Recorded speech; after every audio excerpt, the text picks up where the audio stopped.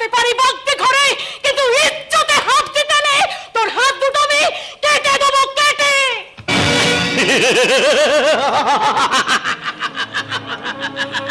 আমার হাত কাটা লাগে, তোর হাত দুটো আমি ছাগল বাঁধা তরিয়ে বেঁধে দেবো। তাহলে এই জোড়া পা দিয়ে তোর মুখে আমি চলে লাথি মারবো।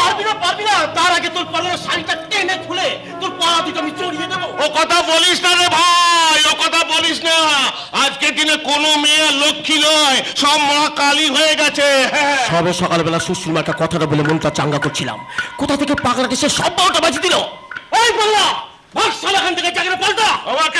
আমাকে জায়গা পাল্টাতে না বলে তুই তোর চরিত্রটাকে পাল্টা। না হলে 2012 সালে এই মেয়েরাই তোদের মতো চেতনাহীন বিবেকহীন মনুষ্যত্বহীন কাপুরুষগুলোর বেঁচে থাকার অধিকারটা কেড়ে নিয়ে তোদের নীতিটাকেই পাল্টে দেবে।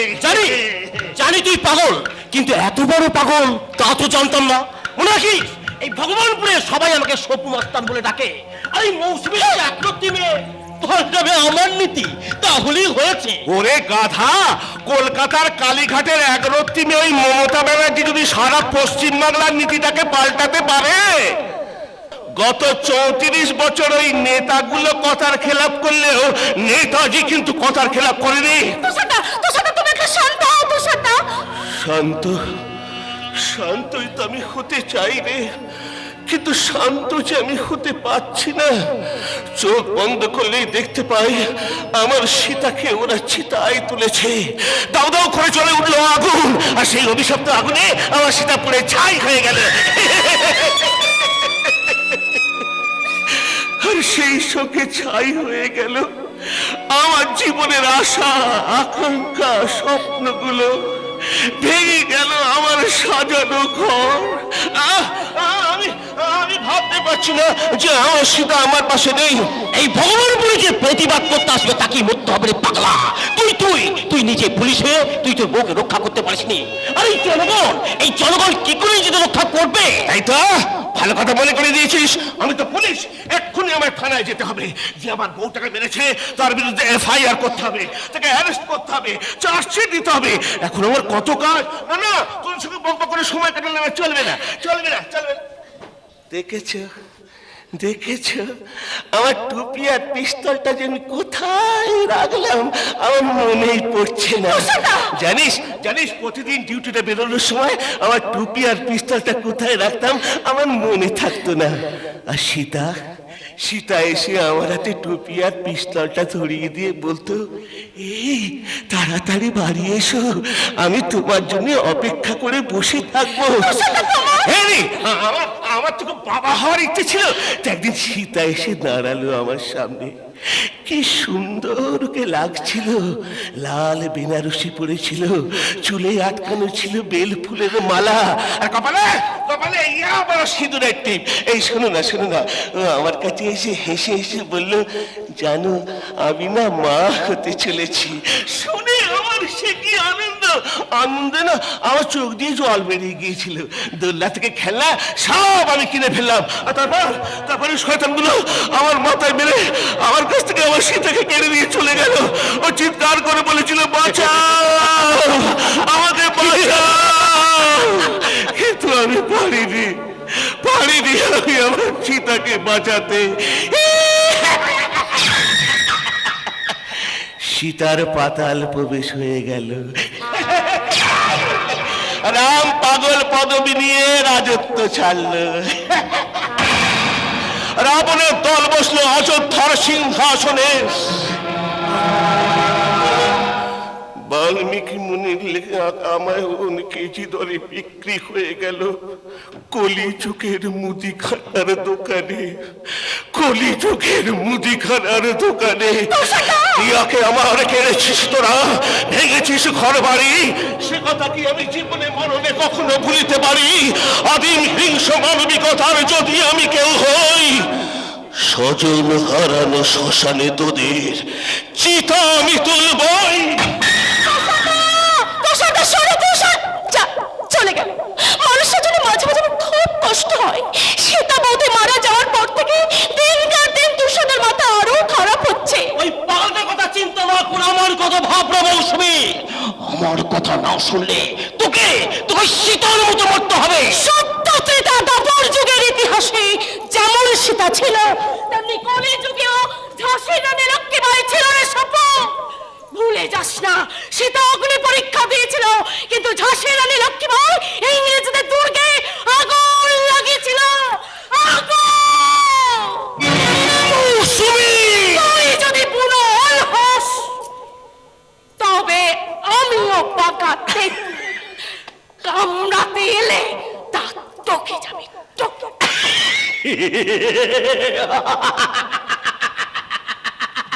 কেন এমন করছিস মারি? জানিস তো আমার মাথার উপরে কার হাত? তার চেয়ে বড় লাফালাফি না করে আমার সঙ্গে চল, নদীর চারিদিকে ফাঁকাই থাকবে। ঝেঁটিয়ে বিদে করবো, ঝেঁটিয়ে বিদে করবো রে লাউটোর বেটা। ঠান্ডা করার জায়গা পাস নে, মেয়ে ছেলে দেখলেই নোলা দিয়ে জল একেবারে গড়িয়ে পড়ে। কেলো করেছে এতক্ষণ এই পাগল দেশে 12টা বাজালো, এবার 13টা বাজাতে ওই ভদ্রজীবনী বুড়ি এসে হাজির হয়েছে। ঘাট হয়েছে ঠাম্মা, ঘাট হয়েছে, আমি এখন চলি। যাবার আগে শুনে চলে লাউটোর বেটা, ফের যদি দেখি বনে বাজারে ঘুরে ঘুরে ঘরের মেয়ে বউদের নিয়ে টানাটানি করার চেষ্টা করেছিস, তাহলে হোগলার জঙ্গল থেকে বিছুটি পাতা এনে ন্যাংটা করে মাখিয়ে দেব। তখন শুধু চুলকে মরবি, চুলকে মরবি রে ঢ্যাম না। ঠিক বলেছ ঠাম্মা। আচ্ছা আমিও হাল ছাড়বো না, গাছের কচি জমলে হুল আমি তোকে ফোটাবই। চলে গেছে ঠাম্মা, হারামিটা তোমার তাকে একদম পকেট পাট। ছাড় সে কথা, এখন বল তো সাত সকালে নদীর ধারে মানে ঘরে ঘর কাচ্ছিস কেন? আর বলো না, ওই যে চিকু গো চিকু। কে? তোর ওই ঠ্যাম না ছাগলটা? হ্যাঁ গো হ্যাঁ, ঘাস খাওয়াতে এই নদীর দিকে এনেছিলাম, কিন্তু গলার দড়িটা একটানে খুলে সেই যে পালালো। এখন কার খেতে ঢুকে কার ফসলের সর্বনাশ করছে কে জানে। আরে আমার 3 কুড়ি কাঠ এগিয়ে গেছে, বাকি 2 কুড়ি গেলেই হয়। তোর থেকে দুর্গপুজো আমি অনেক বেশি দেখেছি, আমার চোখকে ফাঁকি দিতে পারবি না। এখন ছেড়ে কাশ। ছেড়ে কাশ মানে? মানে তুমি এখানে চিকুর জন্য অপেক্ষা করছো, নাই ছোড়াটা যে লোকের বাড়ি গিয়ে গিয়ে চিঠি দিয়ে বেড়ায়। কি যেন নামটা, কি যেন নামটা? হ্যাঁ, সজল। তুমি না একটাই বিয়ে নয়, বিয়ে তা বনে বাজারে না ঘুরে ঘুরে ফুল সজ্জার ঘরে ঢুকে পড়লেই তো হয়। তুমি যে ছোড়াটার সাথে প্রেম করছো তা কি আমি জানি না? আচ্ছা ঠাম্মা, এই ভগবানপুরে কবে কোথায় কি হয়েছে শুরু করে কবে কোথায় কি হবে পর্যন্ত সব তুমি জানো, কি করে বলো তো? জানতে হয় রে মা, জানতে হয়। আমি হচ্ছি ভগবানপুরের পঞ্জিকা, আমার প্রত্যেকটা পাতায় লেখা আছে ভগবানপুরের ইতিহাস। পাতা উল্টালেই এক এক করে বেরিয়ে পড়বে সেই ঐতিহাসিক চরিত্ররা। মাঝে মাঝে কি যে সব ভারী ভারী কথা বলে না, আমার সবকিছু গুলিয়ে যায়। এবার হালকা হালকা কথা বলছি, তুই তোর নাগর আর ছাগলের জন্য এখানে অপেক্ষা কর, আমি ঘাটে গিয়ে একটা ডুব দিয়ে আসি। ডুব দেবে পরে ঠাম্মা, ডুব দেবে পরে। আগে শোনো, তোমাদের জন্য দারুণ একটা খবর আছে। এ ভাই, তোর ছাগল এসে গেছে। কি? আমি ছাগল? বেশ, তাহলে খুশির খবরটা দেবো। আর নেকামো করতে হবে না, এখন বল কি খুশির খবর শোনাচ্ছিস? সে আসছে কে আসছে? যে ছোটবেলায় তোমার পানের বাটা লুকিয়ে রাখতো, পানের বাটা? যে ছোটবেলায় তোমার টিফিন বক্স থেকে টিফিন চুরি করে খেত, টিফিন? যে ভোরবেলায় আম বাগানে দৌড়ে যেত আম কুড়োনোর জন্য, সজলদা, যে ঠাম্মার কোলে মাথা রেখে রাজা রানীর গল্প শুনতে শুনতে ঘুমিয়ে পড়তো। বল কি? হ্যাঁ ঠাম্মা, হ্যাঁ, আমার সেই আদরের ছোট বোন ফুলকি আছে। হ্যাঁ মৌসুমী, হ্যাঁ, লন্ডন থেকে কম্পিউটার ইঞ্জিনিয়ারিং পাস করে আমার ছোট বোন ফুলকি আসছে। সব কি বলছিস তুই? ঠিকই বলছি ঠাম্মা, ঠিকই বলছি। আজই ফোন করেছিল, কাল লন্ডন থেকে ফ্লাইট ধরে আসবে মুম্বাই, সেখান থেকে কলকাতা, আর কলকাতা থেকে সোজা ট্রেনে করে এই ভগবানপুরে। ওহ, আমার যে কি আনন্দ হচ্ছে। সে তো হবেই রে বাছা, তোর বাবা মা মরার সময় বলেছিল লোকে ছেলে মানুষ করে, তুই তোর বোনকে মানুষ করিস। আর সেই ছোট্ট ফুলকি লেখাপড়া শিখে গায়ে আসছে, আনন্দ তো হবে। আমি পেরেছি ঠাম্মা, আমি পেরেছি। আমার মরা বাপ মাকে দেওয়া কথা আমি রাখতে পেরেছি। আনন্দ আমারও কম হচ্ছে না। কতদিন পরে আমার সবচেয়ে প্রিয় বান্ধবীকে আমি দেখতে পাবো, কাছে পাবো, কত গল্প যে জমে আছে। তোমরা যাও, সারা ভগবানপুরকে জানিয়ে দাও আমার ছোট বোন ফুলকি করছে? ওই তোর সবাই ঘাটে চান করছে। ও কত নির্মা, ও লেউটুর বেটি হাবুড়বো, তোমরা শোনো, আমাদের ছোট্ট ফুলকি গায়ে আসছে। ওরে ও দীপক, বিষ্ণু, তপন, শ্যামল, ধনঞ্জয়, তোরা শোন, ফুলকি আমার ছোট বোন গায়ে ফিরছে। ও সোনা বৌদি, পিঙ্কি, কাকাবাবু, মনোজদা, তোমরা সবাই শোনো, আমার সবচেয়ে প্রিয় বান্ধবী ফুলকি এই ভগবানপুরে আসছে। কে আসছে না আসছে জানি না, তবে আমি আমার এই পোশাকে দুটো পকেট ভর্তি করতে, নিজের ভবিষ্যৎ উজ্জ্বল করতে আর সুখে সংসার করতে এই বিলাস বর্মনের বাড়িতে চলে এলাম।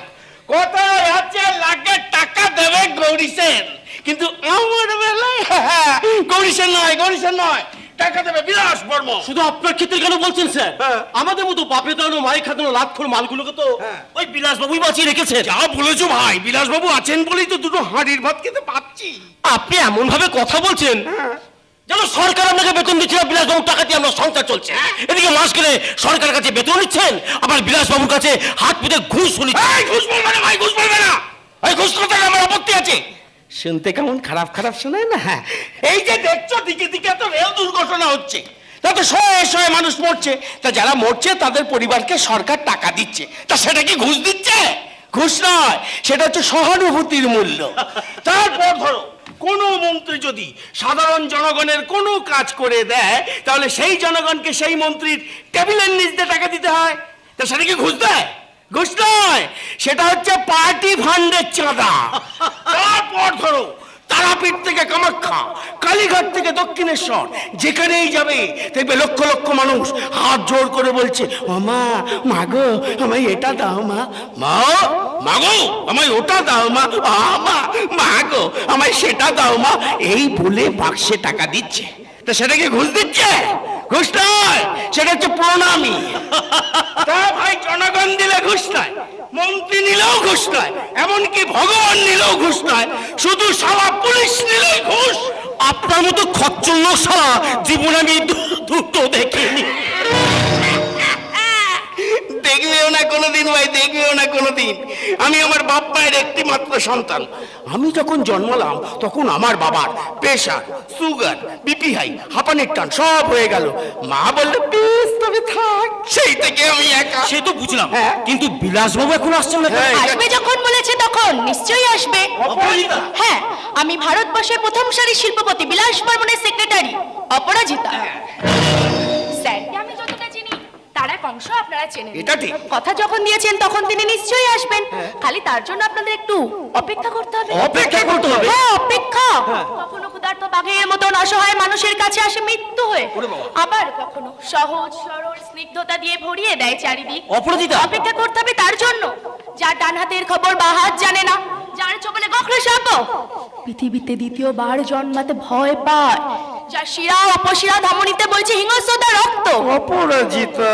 গীতা, বাইবেল, কোরআন যে মানে না, আল্লাহ ভগবান গডকে যে মানাতে চায় গীতা দাস, অজগরের মতন গোটা সমাজটাকে যে গিলে খেতে চায়। প্রজাপতি মনটা আমার বেড়ায় উড়ে উড়ে, ইচ্ছা করে যাই চলে যাই শহর থেকে দূরে, ইচ্ছা করে যাই চলে যাই শহর থেকে দূরে, শহর থেকে দূরে, শহর থেকে দূরে।